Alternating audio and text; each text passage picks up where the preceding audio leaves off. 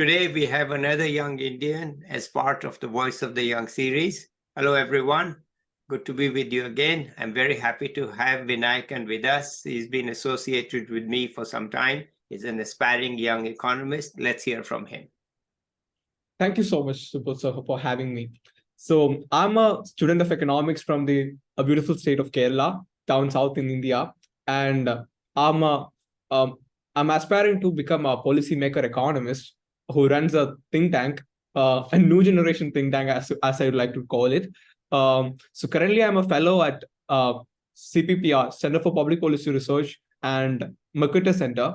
Actually, I have received 2 fellowships consecutively from the Mercator Center, George Mason University, and I'm also a Prometheus Fellow at Students for Liberty. I also leads the academic track in the Students for Liberty South Asia Regional Network, and I'm also a membership officer at Rethink Economics International.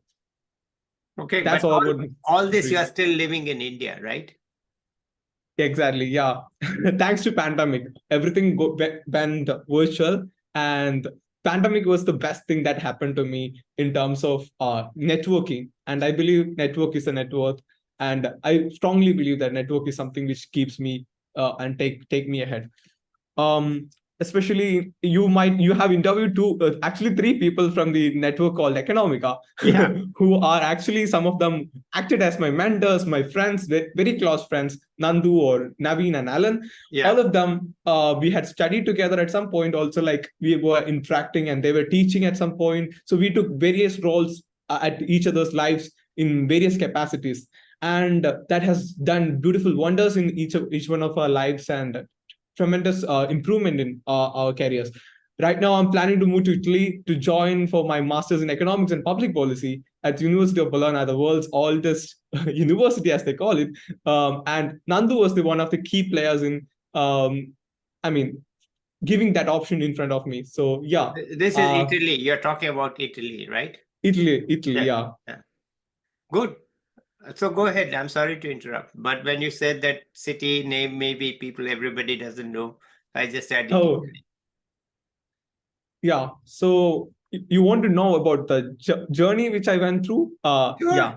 Whatever is on your mind, it's your chance to talk. Thank you. I hail from this state of Kerala, as I told you, where we have this communist. It is the only communist rule state in India. That's a fascinating fact of Kerala. And the academics is hugely left biased. And fortunately, thanks to the pandemic, I got introduced to a professor who did a PhD from George Mason University, which stands for the Austrian economics primarily, and Virginian School of Thought by Vinayakan, and the Eleanor Ostrom School of Thought. So these things got introduced to me, and I started thinking differently. So that's how I become a libertarian thinker in the from the communist rule state in Kerala, and trying to establish think tank which promotes libertarian ideas and liberalize the economic policies, and to bring in economic freedom in the in the state, especially in Kerala and in all of India. So that's the things which drive me forward as a student of economics, to think ahead and move in the arena of policy and decision making. So that's the way I am proceeding. So as different journeys, my journey in economics are layered, and it's like a very intertwined but like layered. So I founded this Cambridge Economics Club following my work at Rethink Economics India Network. So it was kind of before that I attended an online event, Rethink Economics Festival by the Rethink Economics International. Then this Rethink Economics India Network happened, and I was part of that, and I was running across all the sessions and all the activities of the Rethink Economics India Network. I learned the stuff how to handle a network as such, and then I started the Kerala-based network called Cambridge Economics Club, also inspired by the ideas of the working of economic as such. Now we are strong with around 60 volunteers, and I'm very happy to say that it's one of the most happening places for economics in Kerala academia. So that's the journey with Cambridge Economics Club. You can check out our YouTube channel to see, like, we have conducted a lot of sessions, including including a massive session called Cambridge Account Festival, wherein we brought in speakers from everywhere across the world to interact with the students of Kerala and bringing and giving them the new ideas across the world, rather than restricting their thoughts to just confine to the ideas that are being provided by the faculty in their limited sphere in Kerala. Okay. So, but you are not in Kerala anymore, are you? No, I'm planning to change locations to Italy if possible. But at the moment, where are you? I'm currently in Kerala, in my home. Which city is that? This is Kollam. This is kind of down the southern part of Kerala. So we have beautiful beaches around. that's where I'm placed. Okay. So, and talking about my journey in Rethink Economics. Yeah. So Rethink Economics is an international network with a lot of students across the globe. Yeah. And I contested in their elections, in the international elections, and I was the only Indian to win the elections. And I become part of the 12 members council, which is the most high-powered decision-making body within Rethink Economics. And I could bring in bring in a voice in many ideas from the perspectives of a global South, and that was very interesting to have such conversations with people around the world. So I also intervened with problems across the world, since I had friends from all the parts. Like when the Peruvian crisis was happening, I interacted with a Peruvian economist. When the Sri Lankan crisis was happening, I invited a Sri Lankan economist and an economist from Sri Lanka to interact with me, and hosted that on our YouTube channel. So that's how we dealt with each problem. And even with when the Turkey situation was going on, we were in close touch with the people from Anatolia, which is the RE network based in Turkey. So that was the fascinating part about Rethink Economics. As a membership officer there, I initiated 2 projects there. One is LGBTQ collective within the network, as well as a Curing Economics Action Circle. So Curing Economics Action Circle was intended to, because RE is primarily interested in curriculum reforms. So, like one of the aspects we take up is, for instance, decolonizing the economics curricula. But there is this idea of problems of different sections of the society which have been untold. So the economics should understand and try to go ahead and see the diversity in the families and like family settings and how each family is different from each other, and to deal with those things. I guess people like Gary Becker has started did some work on that much earlier. But now we are just ignoring many fundamental facts, like dealing and understanding different kinds of family and how that affect the economics as such. Okay. So wonderful. It's a very important area. Wonderful.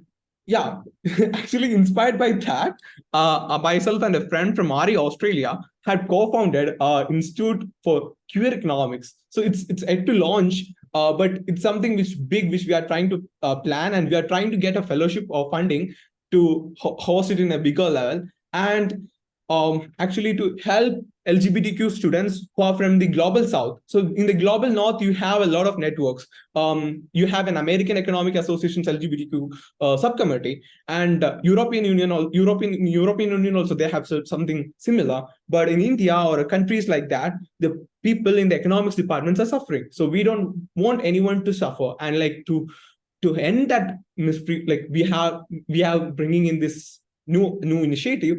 And already we are receiving a lot of support on our social media pages, even without posting anything on it. So we are excited to go about that as well. Wonderful. Yeah. It's just too many initiatives as far as I know. You're just full of energy, right? I mean, there are a lot of things that one can do if we are able to do it, because we want to do it. If we feel like doing it, if like you said, we should have some kind of an energy to initiate things, and taking initiatives is something not very common. That's what we also understood from meeting a lot of people, because if you are given a task, many people will perform that and get back to you on the deadline. But that's not how a leader or a leadership quality should work in. It should be initiative taking. They should be initiating things. They should think creatively and bring in new ideas, and also take responsibility for carrying forward those ideas. This is kind of a thing which most people should have, and that, I mean, I don't I believe in personal liberty and people's absolute freedom of individual to have their life in their way. But it's always important to take responsibility whenever you are in an organization to grow. I have grown in all the organizations which I've worked in. I just joined Students for Liberty this January. Currently, I got into their prestigious fellowship program, which is worth around $40,000. Within 4 months of getting into the Students for Liberty network, it's because they understood my merit, and they had given me that. And within 6 months, 5 months, I become an ALT member, advanced leadership member, where now I currently train leaders across South Asia, to carry forward the ideas of liberty. So if you're passionate, if you take initiatives, if you are, if you have the energy, like you said, then there are a lot of opportunities. Opportunities just comes to you rather than you go and finding opportunities. Okay, wonderful. That's very, very enlightening to hear such optimistic and what should I say, not just false optimism, but backed by achievement. Okay, it's optimism with achievement to show. I'm so happy to hear you talk. It's quite exciting, actually, and energizing that there are people who are ready to do it. Okay, and to be international. Okay, I mean, you are sitting in the southern tip of Kerala, but you are truly international because you have links everywhere. Yeah, that's a quite fascinating thing to have, actually. Yeah. So I was just planning to today. I was in conversation with a friend. I planned to join this University of Bologna, as you mentioned, right? Then I didn't know. I had a friend who studied her undergrads there, so I didn't know that she was studied that. That's not the reason we connected. But I already had a friend who studied that there. So it's like the network. It's like beyond what I even could imagine. I have a lot of friends who's studying in like a lot of universities, and now I don't have the fear or like a there is this fear in this. I studied in a very very small college compared to the big names which we hear in Kerala. So in Kerala, down south, near in my hometown, near my father's office, I used to go study in a very small college. I'm very proud of my college, but it was relatively very small in capacity or to provide any opportunity to me. But the everything negative has something positive in it. So like, for instance, my college didn't offer much opportunities. That means I had time to go out and seek my own opportunities. Right. So I believe that every aspect of yours has a positive intent to it. Like if you look it in a very optimistic way, like you just mentioned. So it's just Cambridge Economist Club itself was founded because I felt that I didn't had companions within my college to converse with in various economics topics. So then we brought in Cambridge Economics Club. Now we have discussions on topics like economics of dowry, for instance, or economics of caste. We brought in the dynamic discussions like making economics fun, and we started bringing in economic comments related to economics from movies to and like jokes, economics jokes. We try to promote economics as such. So that could I ask you to talk a little bit about the economics of dowries? Economics of actually, it was not done by me. One of my friends has done a video on it. Like briefly to say, she was comparing, bringing in ideas for Gary Becker and people like that to understand the economics of marriage as such, and to compare systems of different systems across the world in terms of exchanges during marriage, especially during that's how the comparisons were made. It's an interesting video, but it's in Malayalam, I guess. So I'll try to make a translation sometime on the topic. I was also personally interested in writing some articles on it, but then this happened, so I abstained from writing one on it. Actually, this was done when the dowry death happened in our state. So we were responding to every event in the society. Like when a professor was taken out of IIT Madras based on the base of caste, then we called him and hosted him.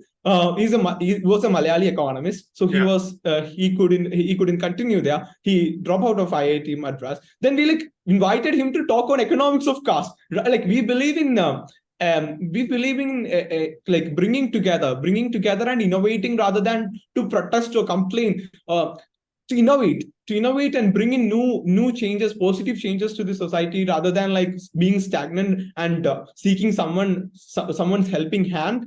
You doing your bit and see where it goes. So I also briefly wish to talk about the economic ideas which I like to pursue in, like I Go actually ahead. mentioned. Let's hear you. Let's hear you. Yeah.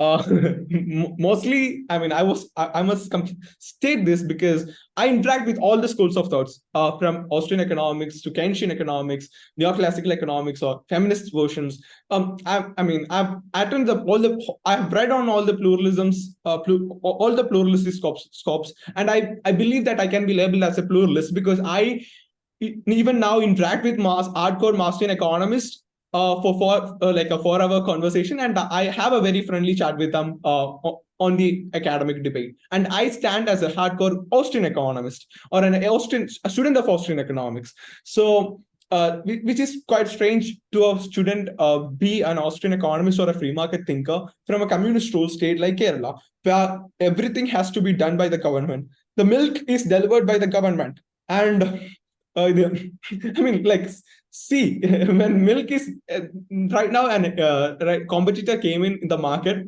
and there's huge chaos. Like, we need to ban all the private players for milk so that the farmers won't suffer. That's, I mean, that's beyond beyond any understanding of market and how India prospered after the 1991. So people are not understanding the significance of those kinds of changes. So I'm passionate about spreading the ideas of liberty and economic freedom, and the knowledge of Austrian economics to the curriculum, reforming the Kerala curriculum. And one of the other problems which we have in Kerala is a vicious circle of poor teachers creating even more poorer students, like in the sense of academic caliber. So we want to bring in like foreign faculty, foreign ideas to our state. There is this book called One World, Experiencing One World by Nataraj Guru in Kerala. I mean, he was a follower of Srinarayana Guru, and Srinarayana Guru is somebody who I philosophically try to associate with, and his descendant wrote this book, Experiencing One World. So he clearly mentions that you need to have a foreign education to enlighten yourself. So the idea of foreign education is very important in the sense of breaking all the barriers. And I truly believe so that that's something which takes you away from all the shackles in which you are like tied up in this small space. So I mean, basically not to be the frog in a well. You need to jump out of it and like start exploring things. And there is a lot of opportunity. There is also a lot of terms of money. Also, there is a lot of money elsewhere than, I mean, people are just being taught like people exploited. Students are exploited in terms of internships and those kinds of things in our country because of they give us very low payment. But this is not the case if you work with a foreign professor. So always try to do that, and that's something which those kind of looking outside and seeing opportunities elsewhere is the basic fundamental thing. Yeah, I mean, that those kinds of ideas need to be embraced. And like I mean, I'm currently doing a virtual course in applied statistics from Indian Statistical Institute. It's a PG diploma course.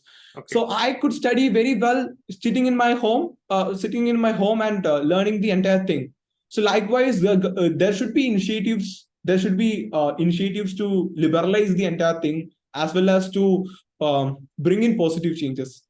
So am I going in the wrong direction? I don't know. I'm just bringing in a lot of ideas. I think you are on the right track. You are looking out to learn from the world and to teach the world, to be linked to other people. That's opening up your mind, and you're thinking for yourself. And it's very, very heartening to see this, that look, here are young people, and they don't just say, oh, I'm in a small town, I'm in a small college, what can I do? They said, no, there's internet, I am connected to everything and everybody. Yes. Doesn't matter that I'm in a small town. or that my college didn't have high quality. High quality is available to me. You are doing ISI virtual course. Okay. So that means you are ready to learn and you are doing it. Exactly.